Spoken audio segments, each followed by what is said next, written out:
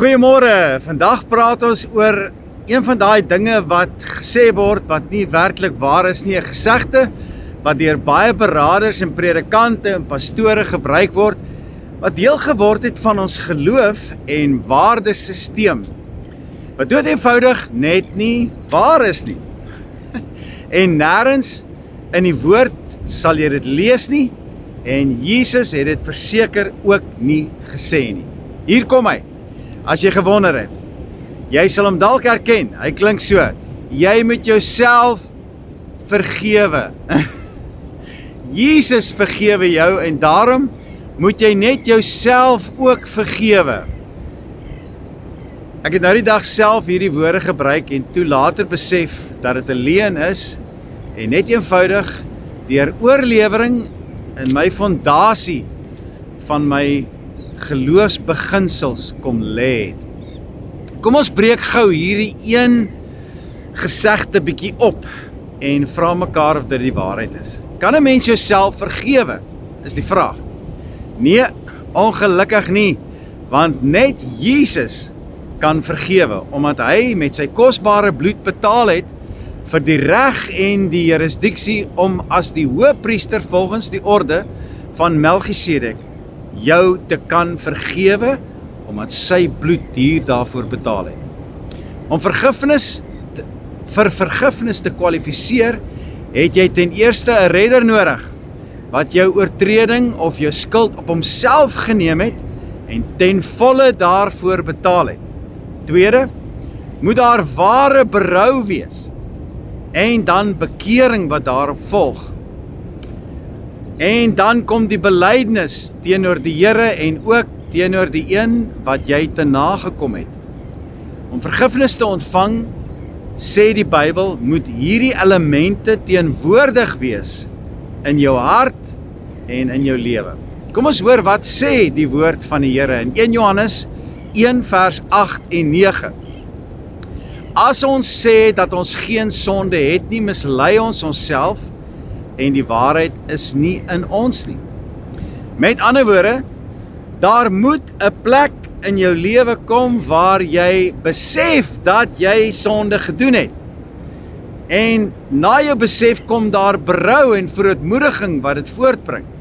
Dit op sy beurt bring dan belydenis. Daarom sê vers 9, as ons sondes bely, is God getrou en regverdig om ons sondes te vergewe en ons van alle ongeregtigheid te reinig. So hier is die dilemma. Baie keer is daar 'n behoefte aan vryspraak en kwytskelling by enige persoon, om net te weet jy's reg met die Here. Maar daar was nie 'n proses van ware berou en belydenis nie. Soms is daar net hierdie nonchalante gebedjie sonder berou en belydenis of sonde besef om my gewete te sis. Maar daar is nooit reggemaak of om verskoning gevra teenoor die een wat jy te nagekom het. Somtyds dalk is dit net 'n gebed in die algemeen wat sê, vergeef ons al ons sondes, Here, asseblief, sonder om die sonde werklik te noem of uit te sonder. En dit in sy detail voor die Here te lê en jou sonde besef teenoor die Here te bely. Nou dink ons is vergewe en ons loop rond met hierdie skuldgevoel, terwyl die Heilige Gees nog bly werk binne in jou en my, om ons te bring by ware berou en belydenis en aanpassing van ons gedrag en leefwyse. Baie mense hanteer vergifnis en genade soos 'n chequeboek wat se bladsytjies nooit opraak nie. Hulle skeer een uit, sis die gewete en gaan maar weer aan en sondig weer en weer en weer en kom vat maar weer 'n checkblaadjie keer op keer sonder 'n lewensaanpassing of ware belydenis en berou. Terwyl die Heilige Gees dan so met ons werk in ons onrustigheid en dalk selfs berou om vir iemand te sê dat jy jammer is. kom iemand anders en sê, moenie so hard wees op jouself nie man, vergewe jouself. Dit staan ongelukkig nie in die Bybel nie. Wat die Bybel wel sê is in Matteus 5 vers 23 en 24. As jy dus jou gawe na die altaar toe bring en dit daar jou byval dat jou broer iets teen jou het, laat staan jou gawe net daar by die altaar en gaan maak eers vrede met jou broer en kom dan terug, bring jou gawe. Hierdie teks is in die byval jou gewete of die Heilige Gees wat met jou praat. As jy sukkel om closure te kry oor sonde of as jy onrustig voel daaroor, oor iemand wat jy te nagekom het, gaan, maak reg, bely jou sonde teenoor die Here, vra vergifnis en ook vergifnis teenoor die een wat jy nagekom het.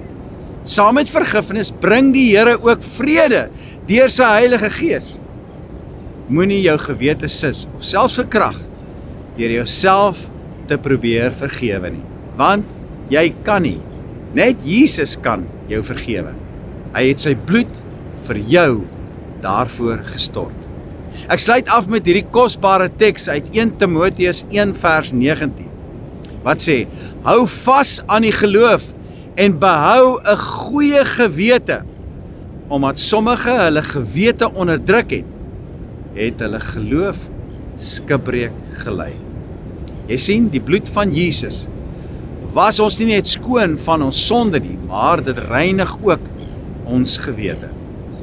En dan sy Gees, die Heilige Gees, getuig saam met ons gees dat alles reg is tussen ons en die Here. En as jy dan voel dat dinge nie reg is nie, gaan op jou knieë, bely jou sonde, gaan maak reg met jou broer. En jy sal sien hoe die Here jou hart, jou gewete en ook jou gemoed weer herstel met vrede om te weet, alles is reg tussen my en die Here. Sing hierdie liedjie saam met my as jy dit ken asseblief vanoggend. Oh, the blood of Jesus. Oh, the blood of Jesus. Oh, the blood of Jesus. It washes whiter as the snow.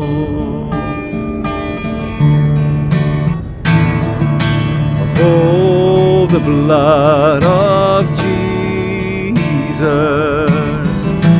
Oh, the blood of Jesus. Oh, the blood of Jesus. It washes whiter as the snow. It washes whiter as the snow. O Heer, vergewe my. O Heer, kom maak my vry van die sondelas. O kom na my om dit skoon te was, want ek wil weer vlekloos voor U staan. Ja, ek wil weer vlekloos voor U staan.